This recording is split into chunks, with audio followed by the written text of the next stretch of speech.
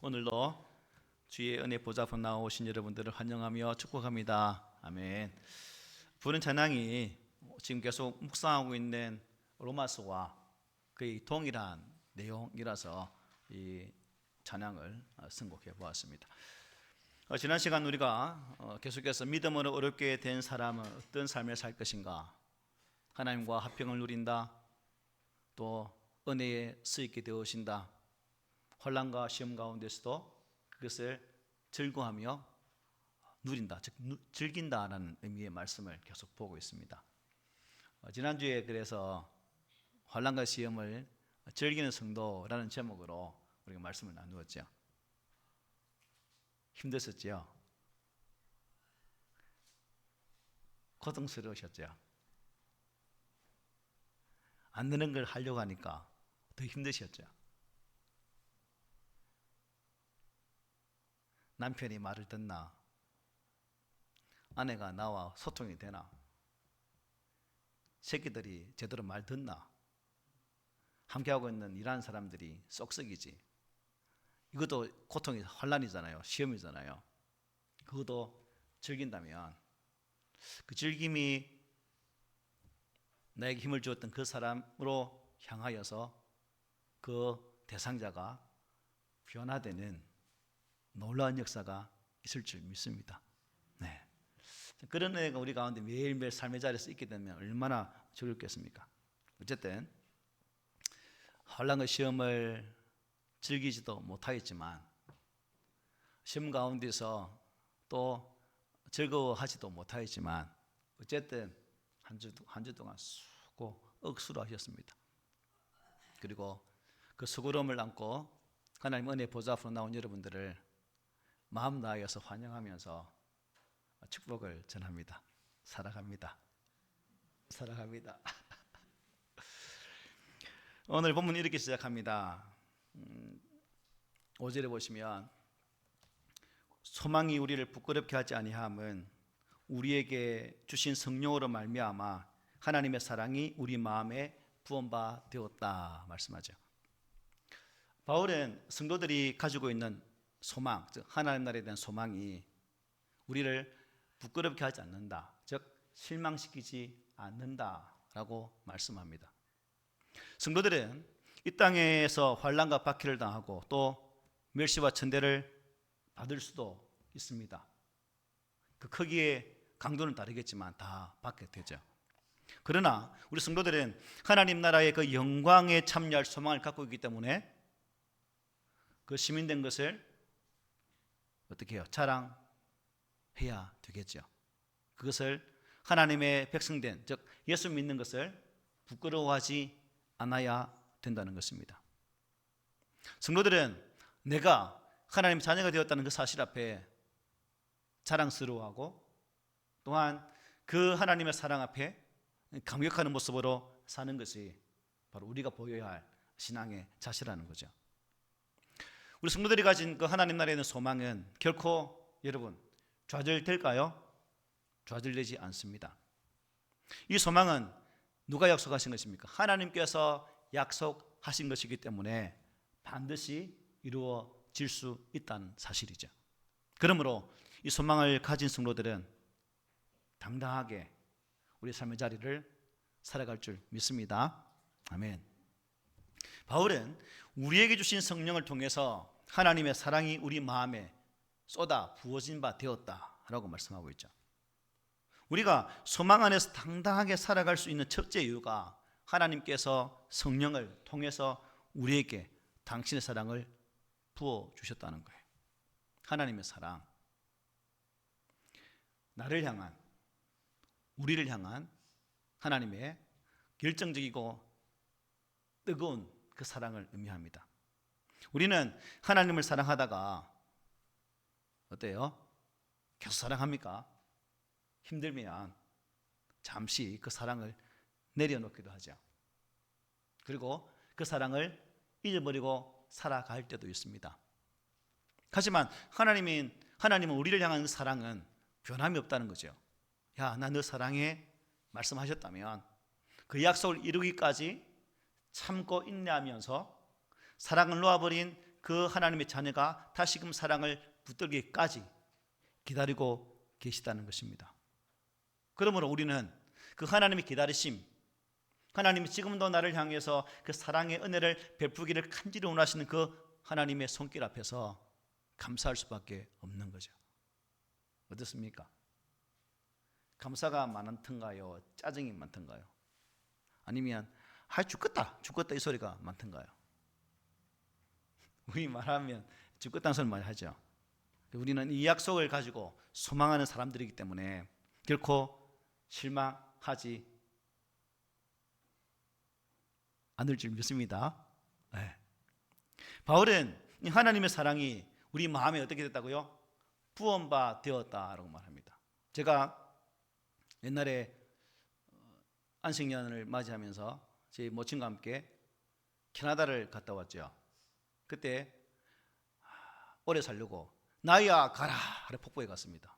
네, 나이가 폭포를 향해서 내 나이야 가라 폭포 그 막 쏟아지는 그 물줄기 폭포가 쏟아지는 그 사랑 이 구원받음이 그런 의미거든요. 바다에 그 엄청난 폭포처럼 그냥 막 쏟아지는 그것이 구원받되었다라는 의미가 담겨 있습니다. 우리를 향한 하나님의 사랑은 풍성하고 변함이 없고 또 인색함이 없다는 것이죠. 마음껏 쏟아 부어 주신다는 거예요. 또 이 사랑은 우리에게 주신 무엇으로 말미암아 성령으로 말미암아 우리 마음에 부어졌다라고 말씀해요. 성령은 하나님의 영이시고 그 아들 예수 그리스도의 영이 되십니다. 로마서 8장 9절에 이렇게 말씀해요. 만일 너희 속에 하나님의 영이 거하시면 너희가 육신에 있지 아니하고 영에 있나니 누구든지 그리스도의 영이 없으면 그리스도의 사람이 아니라고 말씀했어요. 여러분 속에 예수님의 영이 하나님의 영이 계십니까? 없으면 예수의 사람이 아니래요. 어쩌지요? 있습니까? 있는 줄 믿습니다. 네. 하나님께서는 우리를 자녀로 삼으시고 그 사랑의 보증으로 이 성령님을 보내주셨어요. 하나님께서는 종의 영이 아니라 아들의 영을 우리에게 주셨다는 겁니다. 성령님은 우리 안에서 하나님의 사랑과 또 우리가 하나님의 자녀라는 사실을 확실하게 보증해 주신 분이에요. 보증수표. 보증자가 있으면 우리 두렵지 않죠. 우리가 돈을 빌릴 때도 보증인을 세우잖아요. 하나님이 내 인생의 보증자가 되시는데 성령님이 하나님에 대한 사랑의 보증자가 되시는데 그 사랑을 우리가 잃어버릴 수 있겠어요? 없는 거죠. 성령님은 우리 자녀들을 항상 진리로 인도하시고 또한 자녀들이 하나님과 친밀한 교제를 누릴 수 있도록 도와주시는 분이에요. 성령님은 하나님의 모든 것, 즉 하나님의 깊은 것까지도 다 아시도록 우리를 도와주고 있다는 거예요. 말씀 볼 때도 그 말씀을 통해서 하나님 아버지의 마음이 어떠한 것인지 또 예수 그리스도가 우리 안에 무엇을 소망하시는지를 말씀을 통해서 깨닫게 하신다는 것입니다.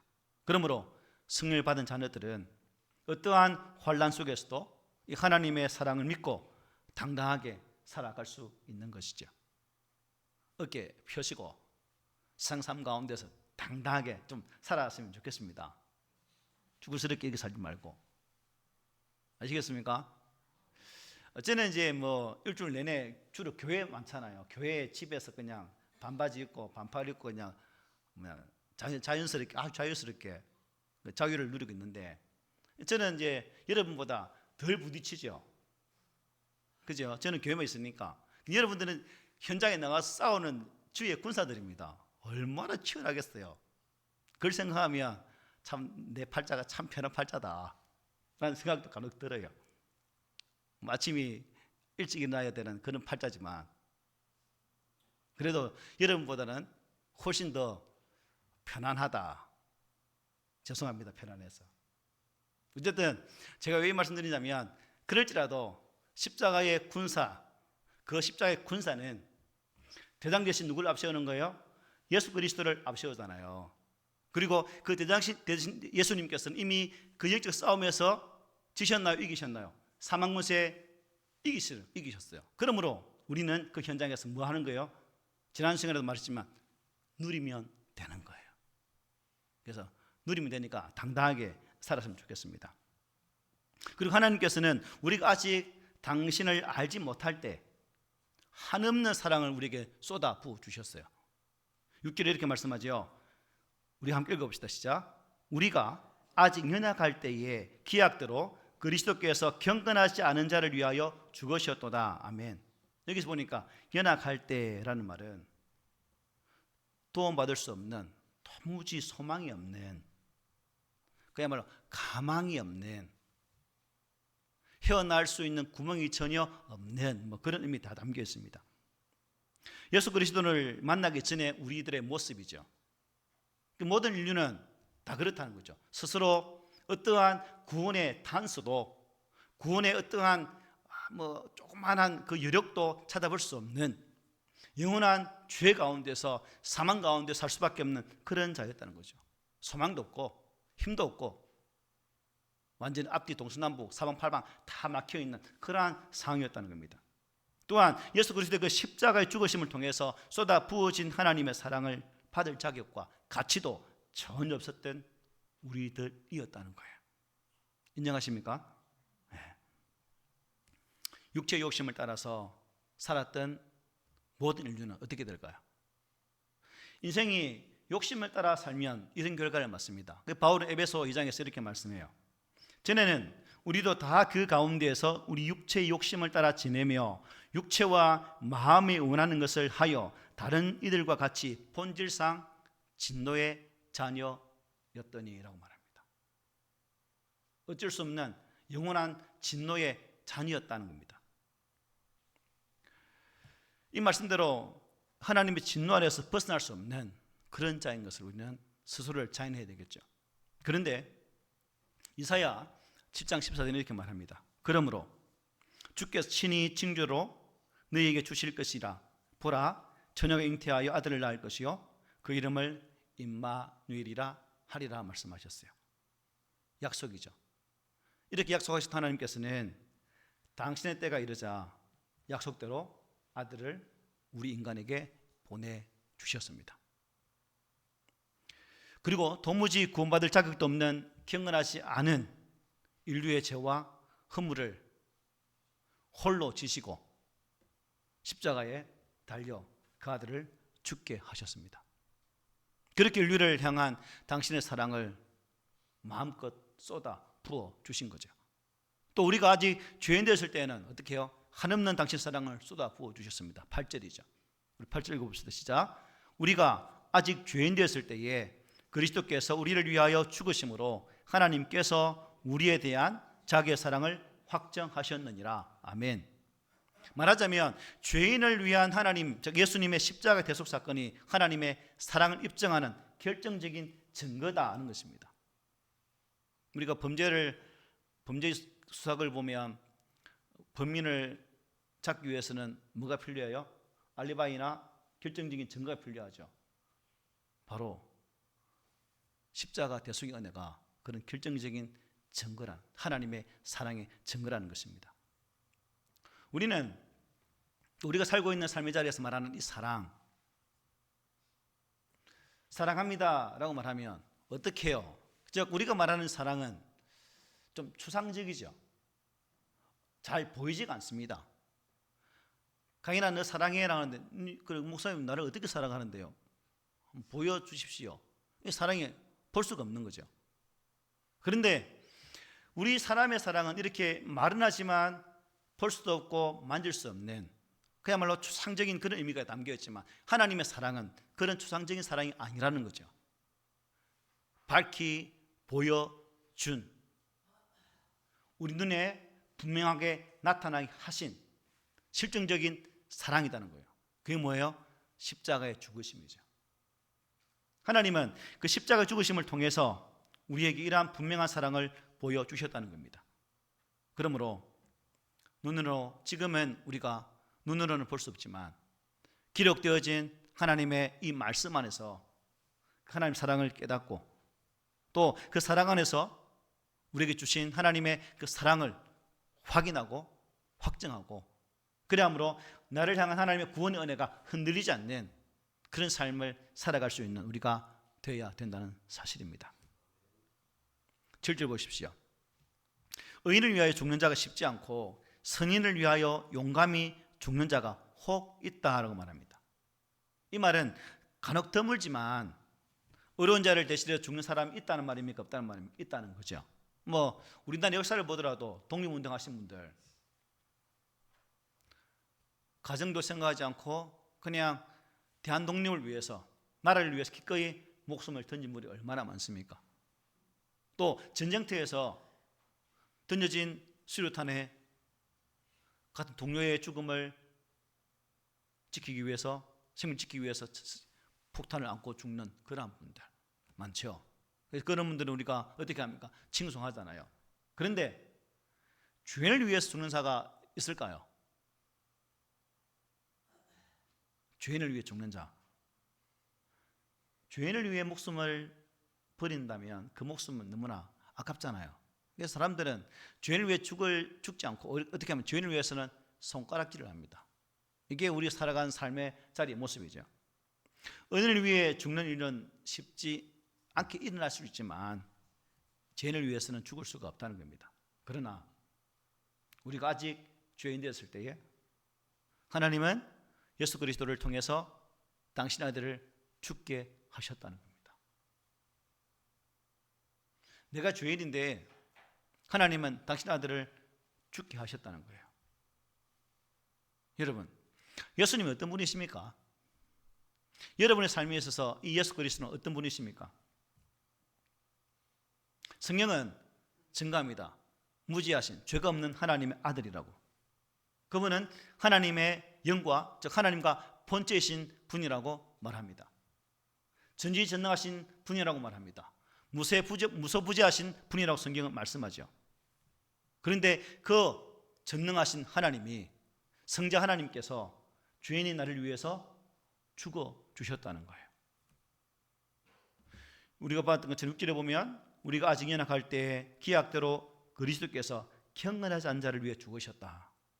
8절에 우리가 아직 죄인 되었을 때에 나를 위해 죽으셨다. 10절에 원수 되었을 때 죽으셨다 라고 말합니다. 예수님께서 대신하여 죽으신 대상은 경건하지 않는 자, 죄인, 원수라고 성경은 말씀하죠. 경건하지 않는 자, 죄인, 원수가 누굽니까? 바로 나죠.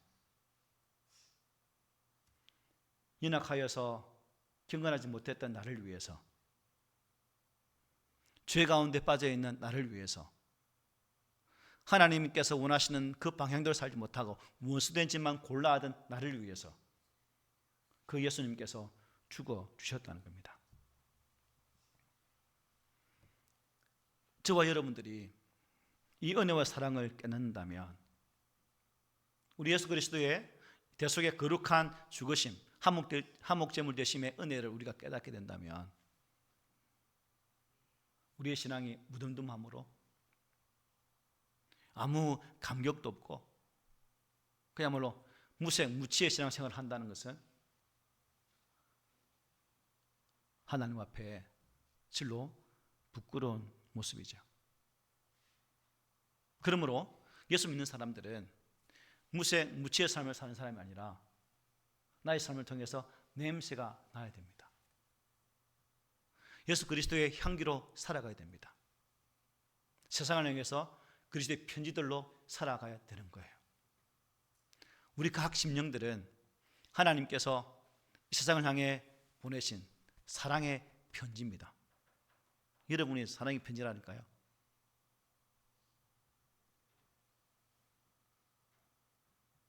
믿으세요? 하나님의 러브레터, 세상을 향한 러브레터가 여러분 각자의 삶이라는 겁니다. 내가 살아가는 모습을 보고 세상 사람들은 하나님이 살아계시네 라는 사실을 알게 된다는 거예요. 연애할 때 편지 많이 써보셨죠? 연애 안 해보셨는가 봐요. 저는 편지를 참 많이 써봤습니다. 군대에 있을 때 특별히.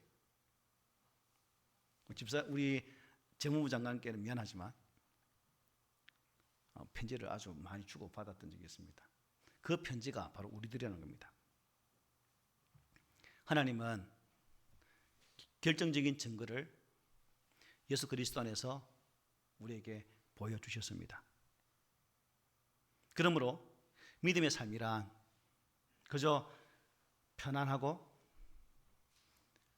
무탈한 삶이 있는 것이 아니라 성경이 보여주는 것처럼 우리 믿음의 선배들이 걸어왔던 그 믿음의 발자취를 보노라면 그 걸음 속에는 환난이 있었고 시험이 있었고 고통이 있었고 죽음이 있었다는 겁니다. 근데 우리는 자그마한 시련과 역경이 달고 때에 우리 마음에 스물스물 올라오는 생각은 하나님은 나를 사랑하지 않는 걸까? 조그마한 갈등만 생겨도 하나님의 사랑은 나를 위한 사랑이 아닌 것 같아 라고 생각할 수도 있다는 거예요. 혹시 그렇게 생각하는 분들 계시죠? 있을 거예요. 저는 여러분 속에 안 들어가지만 제가 그렇게 살아왔기 때문에 확신은 해요. 한때는 저도 하나님 향해서 하박국처럼 하나님 살아계십니까? 살아계신 분이 왜 그냥 있습니까? 하나님 살아계시면 지금 어떻게 이 일을 어떻게 막아야 되지 않습니까? 그리고 하박국처럼 막 떠들었던 적이 있습니다. 한때. 하나님의 사랑은 어떻게 되었다고요? 우리에게 쏟아 부은 바 되었다라고 말씀해요. 이 사랑 가운데서 이 사랑을 느끼면서 날마다 기쁨 속에 살아간다면 나를 구원하신 하나님이 얼마나 기뻐하실까요? 저 여러분들이 바로 그러한 대상이 되셨으면 합니다. 9절 보십시오. 그러면 이제 우리가 그 피를 인하여 의롭다 하심을 얻었은즉 더욱 그로 말미암아 진노하심에서 구원을 얻을 것인지라고 말씀하죠. 즉 바울은 지금 그리스도의 십자가를 통해 확정된 하나님의 사랑을 근거로 해서 이 성도의 구원의 확실성을 강조해 주고 있는 겁니다. 바울은 이러한 확신대로 우리의 구원은 의심할 수 없다라고 말씀하는 거예요. 그런데 우리는 살아가면서 우리의 구원에 대한 의심이 많죠. 여러분은 나는 구원받았다는 사실을 확신하십니까?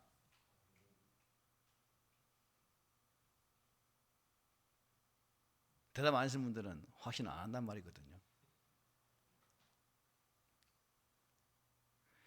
자주 흔들리는 경우가 많습니다. 그래서 우리가 계속 보는 것처럼 우리가 아직 연약할 때, 우리가 아직 죄인 되었을 때, 우리가 원수 되었을 때 예수님께서 나를 위해 죽으셨다고 계속 강조해서 바로 말씀하고 있는 이유는 여러분 이 사랑을 좀 확실히 믿으세요.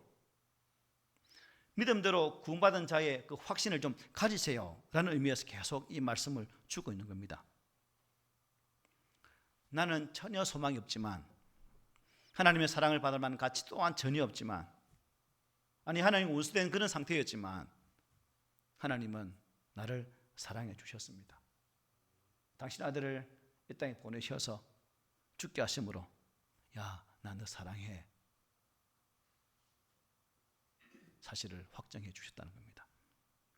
그러면 여러분 이게 바울이 말하는 이 이제라는 이 말씀은 어느 때를 말씀할까요? 이제 즉 확신을 가진 하나님의 사랑에 대한 확신을 가진 그 이후의 삶이라고 보면 되겠죠. 예수 그리스도의 피와 그에 대한 믿음으로 인하여 어렵게 된 바로 그 때라고 말할 수 있겠습니다. 본문 말씀처럼 예수 그리스도로 말미암아 하나님과 화목되어진 그러한 때라고 볼 수 있습니다. 자, 그러면 어떻게 되겠습니까? 죄인이 아니라 화목된 상태이기 때문에 더욱 하나님의 사랑과 은혜를 입지 않겠습니까? 라고 묻고 있는 거예요. 우리가 변화되었는데 하나님의 구원의 확정의 사랑을 알고 있는데 깨달은 바 되어진 그 은혜 앞에 서 있는데 그러면 하나님 은혜가 더욱더 더 크게 다가오지 않겠습니까? 라고 말하고 있는 거예요. 9절에서 그래서 이렇게 말하죠. 더욱 뭐라고요? 더욱 그로 말미암아 진노하심에서 구원을 얻을 것이다. 10절에서 말씀합니다. 더욱 그의 살아나심으로 말미암아 구원을 받을 것이니라. 더욱 즉 우리의 구원은 더욱 확실하다는 것입니다. 우리의 구원은 내가 어렵고 선하기 때문에 얻어진 것이 아니라 오직 예수님의 은혜로 말미암아 하나님의 진정의 사랑을 말미암아 되어진 것이라는 거죠. 아까 부른 찬양처럼 주의 보좌로 나아갈 때 어떻게 나아갈까? 자기가 없는 내 힘이 아닌 오직 예수님의 보혈로라고 말씀했죠. 예수님의 십자가의 공로로 말미암아 그렇게 되어졌다는 거예요. 만일 여러분 내가 노력하고 수고해서 얻어진 구원이라면 내가 확신하고 있는 그 구원이 내가 죽을 때까지 전혀 흔들리지 않게 될까요? 아니죠. 초속으로 생각이 바뀌는데 내 구원 받았나? 바보가 걸을 때 그잖아요. 하는 것처럼 그렇게 쉽게 잊어버린다는 겁니다. 그렇다면 우리가 어떻게 이 구원을 확신할 수 있는가? 하나님께서 우리를 향해서 행하신 또 주신 그 말씀 안에 기록되어진 십자가 사랑을 보여주신 그 사랑으로 우리는 하나님의 사랑은 결코 그냥 그럭저럭 입으로 된 사랑이 아니라 구속이라는 죗값이라는 이 큰 거룩한 죽음을 통해서 우리에게 보여주신 사랑이구나 하는 것을 깨달아야 된다는 사실입니다. 그러므로 여러분 예수를 믿는 자는 어떻게 살아야 될까요? 구원을 받은 주의 백성들은 어떻게 살아야 될까요? 어떻게? 하나님께서 싫어하는 것은 싫어하고 하나님께서 사랑하시는 것은 어떻게 해요? 사랑해야 되겠죠. 거룩함 가운데 우리가 자라가야 됩니다. 자라가야 돼요. 그리고 세상을 닮아가는 것이 아니라 또 대부분의 우리 한국 기독교인들을 닮아가는 것이 아니라 누굴 닮아가야 될까요? 예수 그리스도를 닮아가야 됩니다. 우리 주변에도 신앙 인격이 훌륭한 분 계시죠. 그러나 사람을 닮아가면 안 된다는 거죠. 오직 한 분 예수 그리스도 그분을 닮아가야 된다는 겁니다. 그래서 어떤 상황에서라도 하나님의 사랑을 의심하지 않는 너무나도 오랫도록 나를 사랑하시고 지금도 기다리시는 그 하나님의 사랑을 생각하며 우리의 신앙을 계속해서 이어가야 된다는 겁니다. 그리고 살아갈 때 실족할 수도 있죠. 또 확신 없는 자리에 거할 수도 있습니다. 문제는 그러한 상황, 확신 없는 상황, 믿음 없는 상황 속에 오래 머물러서는 안 된다는 거죠.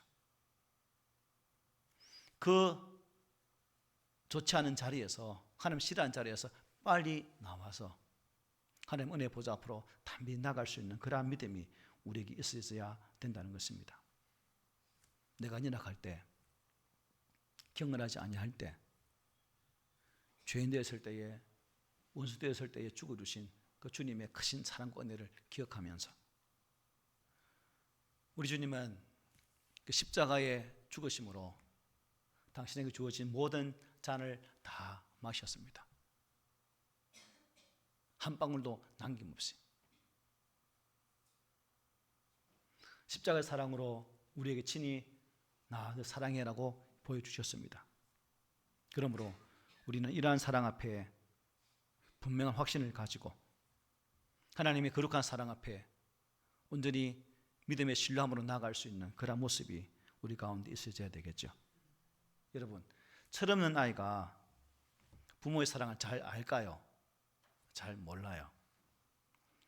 아울러 마찬가지로 믿음의 철이 없는 사람, 성숙하지 못한 성도 또한 하나님의 사랑을 잘 깨닫지를 못해요. 목사 입장에서 성도 한 사람 한 사람들이 철없는 연약한 어린아이와 같은 신앙의 상태에 머물러 있지 않고 하나님의 말씀을 통해서 기도를 통해서 자라가는 모습을 보면 참 너무 행복해요. 그런데 하나님은 얼마나 행복하시겠습니까? 아이고야, 우리가 좀 그러한 은혜 안에 있다는 사실을 깨닫게 된다면 여러분, 하나님은 어떤 분이세요? 합력하여서 선을 이루시는 분입니다. 그러므로 어린아이와 같은 철이 없는 성숙하지 못한 그러한 신앙의 자리에 오래도록 머물지 마시고 내 안에서 역사하사 깨닫게 하시는 그 성령님으로 말미암아 하나님을 깊이 깨닫는 그러한 성도들이 되시기를 바랍니다. 끝으로 11절에 보면 이렇게 말씀하죠. 그뿐 아니라 이제 우리로 화목하게 하신 우리 주 예수 그리스도로 말미암아 하나님 안에서 또한 즐거워하느니라고 말씀합니다. 자, 이게 믿음을 어렵게 된 또 한 가지 결과는 예수로 말미암아 어떻게 된다고요? 하나님 안에서 뭐한다? 즐거워한다 말씀해요. 여기 즐거워한다는 말씀의 뜻을 보니까 즐거워한다는 뜻도 포함되어 있지만 중요한 또 다른 단어가 있더라고요. 자랑한다는 겁니다. 자랑.